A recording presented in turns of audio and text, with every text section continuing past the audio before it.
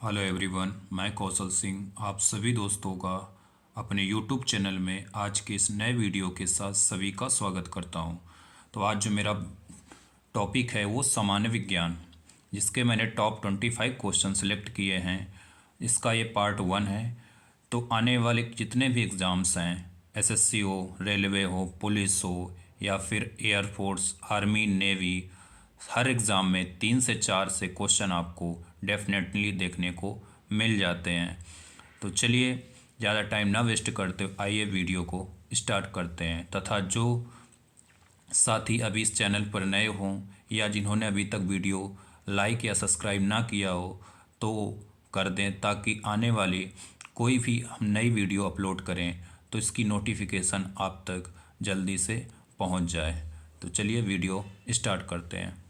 वायुमंडल में व्याप्त आर्द्रता नमी को किसके द्वारा मापी जाती है?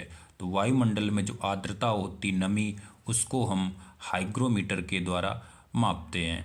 आइए इसी से संबंधित कुछ अन्य प्रश्न भी देख लेते हैं जो कि एग्ज़ाम में पूछे गए हैं।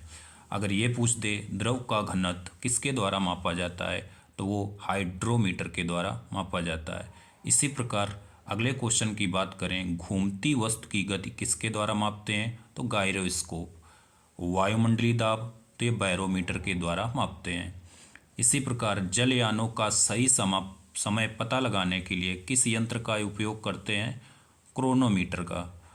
हवा की गति एनीमोमीटर के द्वारा मापी जाती है। इसी प्रकार विद्युत धारा मापने का कौन सा यंत्र? आमीटर। अगर ये पूछ दे विभव किसके द्वारा मापते हैं, तो वो वोल्ट मीटर के द्वारा।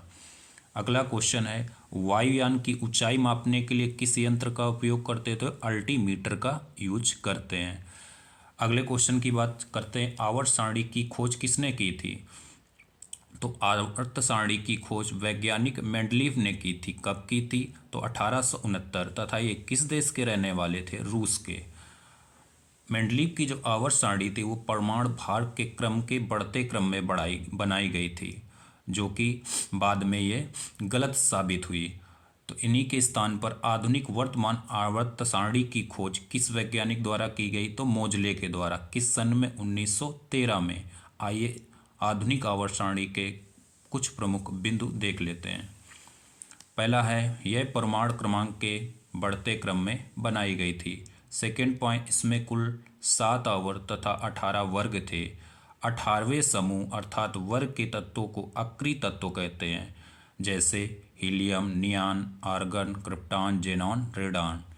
क्योंकि इनकी कक्षाएं बाहता जो बारी होती है वो पूर्ण होती है। जैसे एग्जाम्पल के तौर पर नियान का परमाणु क्रमांक 10 होता है, इसको तोड़ेंगे तो 2 8, मतलब बाहरी कक्षा पूर्ण है जिसमें 8 इलेक्ट्रॉन है। इसीलिए ये तत्व किसी दूसरे तत्व से अभिक्रिया नहीं करते हैं। आइए अगले क्वेश्चन की बात करते हैं, पीएच स्केल की खोज किस वैज्ञानिक द्वारा की गई थी? तो पीएच स्केल की खोज वैज्ञानिक सोरेनसन द्वारा किस सन में? 1909 में की गई थी। आइए कुछ प्रमुख प्रश्न देखते हैं जो एग्जाम में पूछे गए। मानव रक्त का पीएच मान पूछ दे तो 7.4 होता है। दूध का पीएच मान 6.4, समुद्री जल का पीएच मान 8.4 तथा मानव लार का पीएच मान 6.5 होता है। आओ आगे कुछ अन्य क्वेश्चन देखते हैं। अगर वहीं बात कर ले अन्य प्रमुख पीएच मान देख लेते हैं। मानव मूत्र का पीएच मान 6 होता है, सिरके का 2.4, नींबू का 2.2 तथा शराब का पीएच मान 2.8 होता है। अगर 0 से 7 तक के पीएच मानों को हम अम्लीय कहते हैं तथा 7 से 14 के भी जितने भी पीएच मान होते हैं वो क्षारीय होते हैं। ठीक है दोस्तों, अगले क्वेश्चन की बात करते हैं। भारी जल का सूत्र का कई बार ये एग्जाम में पूछा गया था। इसका सूत्र D2O होता है, जिसको पढ़ते हैं ड्यूटेरियम ऑक्साइड। इसकी खोज किसने की थी? 1932 में यूरे तथा वासबर्न नामक वैज्ञानिकों ने की थी। कहाँ पे इसका उपयोग किया जाता है भारी जल का? तो न्यूट्रॉनों के मंदक के रूप में किया जाता है। अगले क्वेश्चन की बात करते, पीतल धातु किन किन अवयवों से मिलकर बनी होती है? तो पीतल धातु कॉपर तथा जिंक से मिलकर बनी होती है, जिसमें कॉपर का प्रतिशत 70 होता है तथा जिंक का 30 होता है। इसी प्रकार से क्वेश्चन पूछ देता है कांसा, तो कांसे में 90% तांबा होता है, कापर होता है तथा 10% एसएन होता है। जर्मन सिल्वर की बात कर ले तो कापर 60%, जेडेन 20% तथा निकिल 20% इसमें पाया जाता है। रोल्ड गोल्ड आभूषण की बात कर ले तो इसमें 90% कापर होता है तथा 10% एल्युमिनियम की मात्रा पाई जाती है। अगले क्वेश्चन की बात, मानव शरीर की सबसे छोटी कार्यात्मक इकाई क्या है? तो ये मानव कोशिका है। तो मानव कोशिका से और भी जो भी क्वेश्चन एग्जाम में बन सकते, आइए उनको कवर करते हैं। कोशिका का अध्ययन पूछ देता क्या कहलाता है? तो साइटोलॉजी कहलाता है। कोशिका की खोज किसने की थी? तो वैज्ञानिक रॉबर्ट हुक ने की थी। आइए, सबसे बड़ी कोशिका अगर पूछे तो ये शुतुरमुर्ग के अंडे की होती है। सबसे छोटी कोशिका तो बैक्टीरिया मतलब जीवाणु को होती, कौन से? माइकोप्लाज्म गैलेक्टिका की होती है। अगले क्वेश्चन की बात करते हैं। अच्छा, ये भी क्वेश्चन पूछा जाता है कि कोशिका का सिद्धांत किसने दिया था? तो 1838 से लेकर 1839 के मध्य स्लाइडेन तथा स्वान नामक वैज्ञानिकों ने इसके सिद्धांत का प्रतिपादन किया था।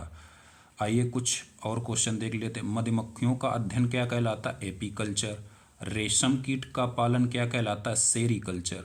मत्स्य मतलब मछली पालन ये पिसीकल्चर कहलाता है तथा कवकों का अध्ययन माइकोलॉजी, फलों का अध्ययन को हम पोमोलॉजी कहते हैं तथा इसी प्रकार पुष्पों के अध्ययन को एंथोलॉजी कहते हैं। तो ये रहे दोस्तों आज के हमारे सबसे सिलेक्टेड क्वेश्चन, जो आने वाले विभिन्न एग्जाम्स में आपको डेफिनेटली क्वेश्चन देखने को इससे मिलेंगे। इसी प्रकार से सीरीज हमारी कंटिन्यू रहेगी। कल इसका पार्ट 2 आएगा।